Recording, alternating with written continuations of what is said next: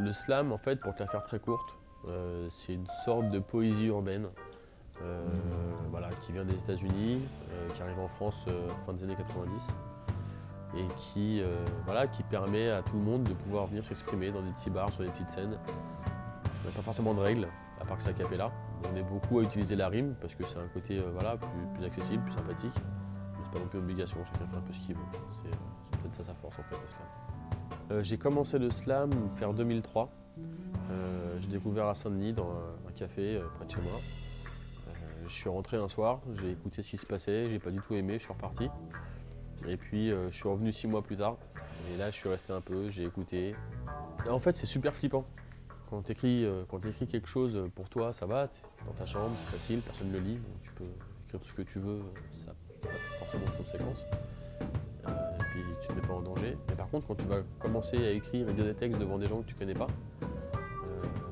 tout d'un coup tu fais attention à ce que tu écris, tout d'un coup tu fais gaffe parce que autant t'as pas forcément envie de faire gaffe à ce que les gens vont penser de toi, mais t'as pas non plus envie de donner une mauvaise image, donc tu fais plus attention. C'est comme quand tu parles. Avant d'ouvrir la bouche, tu tournes le stylo cette fois dans ta bouche. Voilà.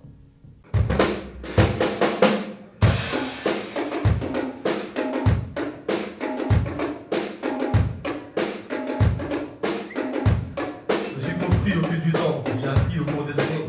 J'ai fait mon chemin en observant les forces, les failles de mes aînés. Je les ai vus traîner des fardeaux, je les ai vus porter des croix. Beaucoup trop lourds pour leurs épaules, je les ai vus renoncer parfois. J'en ai vu endurcir leur cœur, se blinder l'âme, fermer les yeux. Je les ai vus traverser la vie sans jamais s'arrêter au feu. Je les ai vus rire où j'aurais pleuré.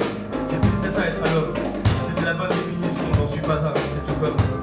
J'en ai vu s'accrocher comme des fous à un passé qu'ils ont subi. Et qui dans le filtre du temps qui passe devenait soudain un paradis. Je les ai vus les yeux lointains arpenter les routes de l'enfance. Je les ai vus chercher le frein en croisant leur adolescence. J'ai vu tous ces vieux avant l'heure penser en position parking. Passer en boucle leur vieux vinyle, Percy Sledge ou Otis Redding. Je les ai vus baisser la tête devant Clo-Clo en comprenant qu'ils regretteraient toute leur vie le temps où ils étaient des enfants. J'ai compris qu'à force de souvenirs on s'endort. J'ai compris qu'il n'y a rien derrière à part des regrets, des rêves morts. Et qu'à force de remplir son sac à dos avec trésors disparus, il n'y a plus de place pour y mettre un avenir qui est plus loin que le bout de la rue. Souvent quand je regarde derrière moi pour voir ce que j'ai laissé, j'ai l'impression d'être un gamin devant sa chambre jamais rangée. Il y a plein de trucs qui traînent par terre, des jouets, des livres, des vieilles photos, des souvenirs de jours enfuis, pas mal de rires et quelques gros sanglots. Je m'assieds alors au milieu de tout ce bordel. Je fais un peu semblant de faire du tri et je repousse quelques larmes rebelles. J'essaie de garder l'essentiel, ce qui sera toujours à mes côtés. Pas du passé, pas du futur, mais des petits bouts d'instants figés. À première vue, de choses qui ont rien à voir entre elles. Des parties de foot et des petits bisous, des bagarres de ski et des gamelles. Des amitiés d'une vie qui devant les halls prennent forme. Avec ses règles, ses codes, ses lois qui chez nous puissent toutes les normes. Énormes comme ces morceaux qui surgissent du passé. Marvin Gaye, Barry White, plein de gang, de feu, de l'astre masterisé. Parti le coup du 33 tours, c'est plus la même génération. Et les anciens nous ont légué le goût de la funk et du bon son. Et sur ces airs qui bercent les nues d'aujourd'hui, je comprends qu'il n'y a rien derrière, que des vestiges, des ruines, du vent. Les décombres d'une époque qui n'est plus. Et pour avancer, faut raser tout ça et bâtir par-dessus. Alors j'enfuis sous les gravats, les tristesses et les angoisses. Et à grande vérité, j'enterre la peur du temps qui passe. J'oublie les amis disparus, les mauvaises notes, les déceptions. Je dépose à côté des fossiles, mes nuits trop noires et mes démons. Je laisse aux explorateurs du futur le soin de tout décrypter. Je les laisse trouver les réponses que j'ai arrêté de chercher.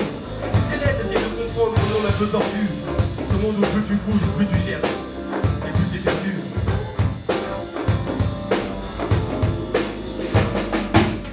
Et dans le musée de mon cerveau, je laisse ouvert les petits amours, les gros coups de cœur et le portrait de ma mère. Quelques photos jaunies, un vieux ballon et une dentelle sous l'oreiller. Juste un petit baluchon, histoire de voyager léger. Et quand je reprends mon chemin, je suis sûr que j'ai raison. Je suis sûr qu'il n'y a rien derrière et que le monde m'attend juste après l'horizon. Alors je referme la porte de l'enfance en me mettant sur la pointe des pieds. Il n'y a rien derrière. Je crois que le plus dur, c'est d'arriver à s'en persuader.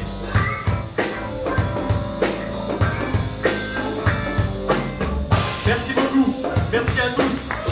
Merci d'être venus. Vraiment. J'ai passé une super soirée avec vous. Sincèrement, c'était vraiment génial. Vraiment ravi de vous avoir tous ce soir. Merci beaucoup, à très bientôt.